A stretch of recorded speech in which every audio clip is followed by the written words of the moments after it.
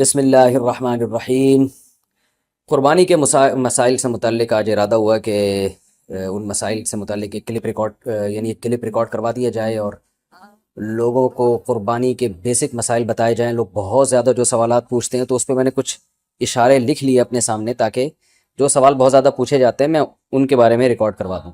تو میں انشاءاللہ یہ جو قربانی ہے اس کے بالکل شروع سے لے کے آخر تک ترتیب سے کوشش کرتا ہوں کہ مسائل بیان کروں، اور جو مسائل بہت زیادہ پوچھے جاتے ہیں اللہ تعالیٰ سے دعا ہے کہ وہ سارے آ جائیں۔ تو پہلا سب سے بڑا مسئلہ یہ ہے کہ قربانی واجب کس پر ہے۔ قربانی واجب کس پر ہے؟ لم سم عوام کی سہولت کے لیے ایک نصاب بیان کرتا ہوں جو علماء بتاتے ہیں 52.5 تولہ چاندی، دیکھ لیے گا نیٹ پر۔ تو اتنی مالیت کا کسی کے پاس سونا ہو یا چاندی ہو یا تجارتی مال ہو، تجارتی مال کہتے ہیں وہ سامان جو بیچنے کے لیے آپ نے خریدا ہے، یا کیش رقم ہو، یا یہ کہ ضرورت سے زائد سامان۔ ضرورت سے زائد سامان کہتے ہیں وہ سامان جو پورے سال بھی استعمال نہ ہوتا ہو۔ تو ایسی کوئی چیز اگر آپ کے پاس اتنی مالیت کی پڑی ہوئی ہے، یا ایک نہیں 2-4 چیزیں مل کے اتنی مالیت کو پہنچ جاتی ہیں، یعنی خلاصہ یہ نکلا کہ آپ کے جو استعمال میں آنے والی چیزوں کے علاوہ آپ کے پاس اتنی مالیت کی مال موجود ہے، اور ضروری خرچے اس میں سے نکال دیں، قرضے نکال دیں، وہ سب نکال کے بھی اتنے پیسے آپ کے پاس بچتے ہیں 50, 55, 60 ہزار تک، تو پھر آپ پر قربانی واجب ہے۔ یہ بہت مختصر بتا رہا ہوں، کیونکہ اگر میں اس کی نصاب کی ڈیٹیل میں گیا تو پورا کلپ اسی میں نکل جائے گا۔ تو لم سم ایک بتا رہا ہوں آپ کو کہ اتنا اماؤنٹ کسی کے پاس ہو تو اس پر قربانی واجب ہے۔ اور پھر بھی سمجھ میں نہ آئے تو اس بارے میں میرے دوسرے کلپ یوٹیوب پہ آپ کو مل جائیں گے، یا دوسرے علماء سے آپ تفصیل پوچھ لیں، وہ انشاءاللہ آپ کو ڈیٹیل بتا دیں گے، کیونکہ نصاب میں اگر میں زیادہ ڈیٹیل میں گیا تو بہت ہی لمبی بات ہو جائے گی پھر۔ تو اس پر قربانی واجب ہے۔ بڑا مسئلہ یہاں پر ایک یہ اٹھایا جاتا ہے کہ کیا گھر کا سربراہ اگر قربانی کر لے تو سب کی طرف سے کافی ہو جائے گی، یا جو بھی صاحب نصاب ہے جس میں بھی استطاعت ہے اس پر الگ سے قربانی واجب ہے؟ اس میں فقہا کا اختلاف ہے۔ بعض علماء کی رائے یہ ہے کہ ایک آدمی اگر گھر کی طرف سے قربانی کر لے تو سارے اہل خانہ کی طرف سے کافی ہو جاتی ہے، اور اس کے بارے میں بعض تابعین سے آثار منقول ہیں، مصنف ابن ابی شیبہ کی روایات ہیں۔ لیکن ہماری رائے یہ ہے، اور بر صغیر کے علماء کی رائے یہ ہے، اور امام ابو حنیفہ رحمہ اللہ تعالیٰ کی بھی رائے یہی ہے کہ ہر شخص پر الگ سے قربانی واجب ہے اگر وہ صاحب نصاب ہے۔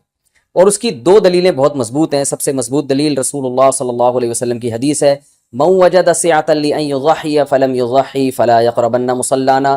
آپ صلی اللہ علیہ وسلم نے فرمایا جس کے پاس قربانی کی طاقت تھی اور اس نے قربانی نہیں کی تو وہ ہماری عیدگاہ کے قریب بھی نہ پھٹکے۔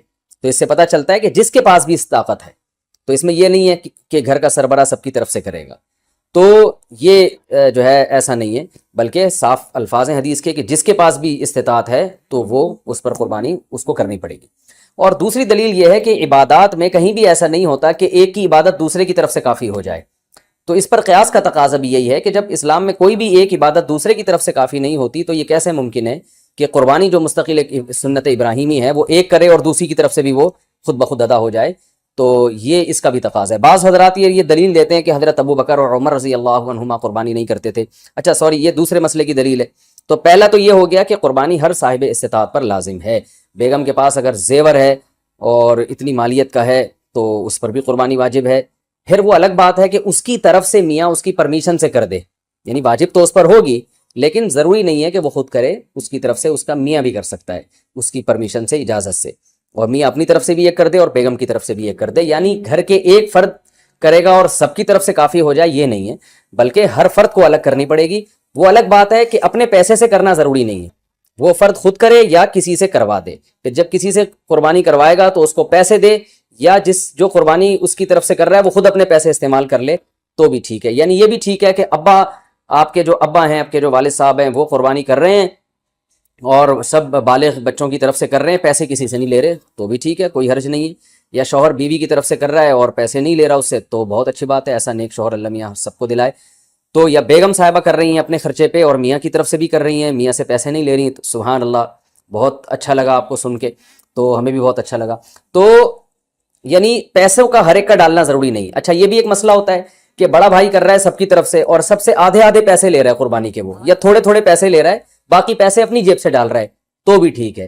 یعنی جس کی طرف سے قربانی ہو رہی ہے اس کے لیے خود سے پیسے یعنی خرچ کرنا ضروری نہیں ہے، اس کی طرف سے اگر کوئی اور خرچ کر دیتا ہے تو بھی ٹھیک ہے، چاہے پورے پیسے خرچ کرے یا آدھے پیسے خرچ کرے۔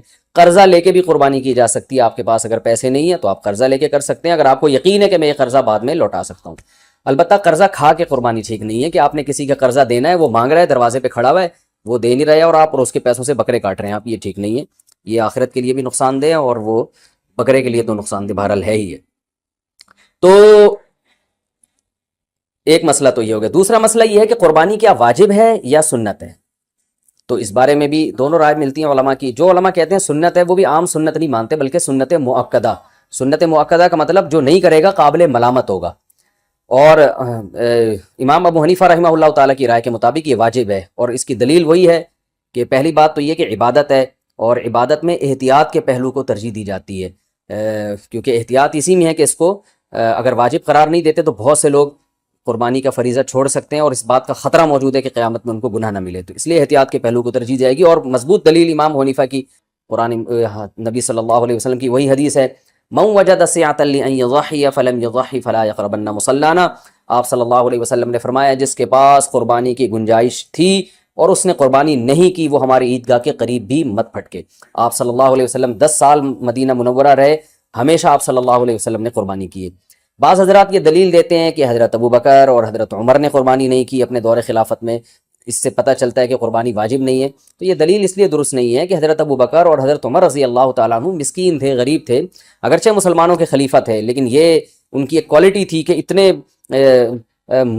لاکھوں مربع میل کے مالک ہونے کے باوجود وہ پیون زدہ کپڑے پہنتے تھے، تو صاحب استطاعت پہ قربانی واجب ہے۔ یہ دونوں حضرات بڑے تھے مگر قربانی نہیں کی انہوں نے، جیسے کہ روایت میں آتا ہے اس کی وجہ استطاعت نہ ہونا۔ تو استطاعت اگر نہیں ہے تو پھر قربانی لازم نہیں ہے، بلکہ اگر آپ قرضہ لے کے قربانی کرو گے اور خطرہ ہے کہ میں قرضہ ادا نہیں کر سکتا تو پھر تو جائز ہی نہیں ہے آپ کے لیے، کیونکہ دوسروں کا حق دبا کے آپ کے لیے عبادت کو کی بجا آوری یہ ٹھیک نہیں ہے۔ اس کی فضیلت کیا ہے قربانی کی؟ رسول اللہ صلی اللہ علیہ وسلم نے ارشاد فرمایا بقرعید کے دنوں میں یا ایام نہر میں اللہ کو جانور کا خون بہانے سے زیادہ کوئی عمل محبوب نہیں ہے، اور ہر بال کے بدلے میں اللہ نیکی عطا فرماتے ہیں۔ یہ قربانی کی بہت بڑی فضیلت ہے، اور اس کی فضیلت آپ علماء سے بیانات میں سنتے ہیں۔ میں بھی چونکہ بہت مختصر جلدی بات کر رہا ہوں تاکہ میں پورے موضوع کو جلدی سے سمیٹ لوں، میں اس سے پتہ چلتا ہے کہ قربانی واجب نہیں ہے۔ تو یہ دلیل اس لیے درست نہیں ہے کہ حضرت ابو بکر اور حضرت عمر رضی اللہ تعالیٰ عنہ مسکین تھے، غریب تھے، اگرچہ مسلمانوں کے خلیفہ تھے، لیکن یہ ان کی ایک کوالٹی تھی کہ اتنے لاکھوں مربع میل کے مالک ہونے کے باوجود وہ پیون زدہ کپڑے پہنتے تھے، تو صاحب استطاعت پہ قربانی واجب ہے۔ یہ دونوں حضرات بڑے تھے مگر قربانی نہیں کی انہوں نے، جیسے کہ روایت میں آتا ہے اس کی وجہ استطاعت نہ ہونا۔ تو استطاعت اگر نہیں ہے تو پھر قربانی لازم نہیں ہے، بلکہ اگر آپ قرضہ لے کے قربانی کرو گے اور خطرہ ہے کہ میں قرضہ ادا نہیں کر سکتا تو پھر تو جائز ہی نہیں ہے آپ کے لیے، کیونکہ دوسروں کا حق دبا کے آپ کے لیے عبادت کو کی بجا آوری یہ ٹھیک نہیں ہے۔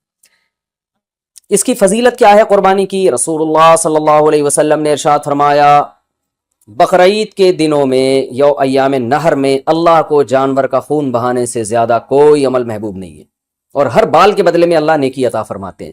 یہ قربانی کی بہت بڑی فضیلت ہے، اور اس کی فضیلت آپ علماء سے بیانات میں سنتے ہیں۔ میں بھی چونکہ بہت مختصر جلدی بات کر رہا ہوں تاکہ میں پورے موضوع کو جلدی سے سمیٹ لوں۔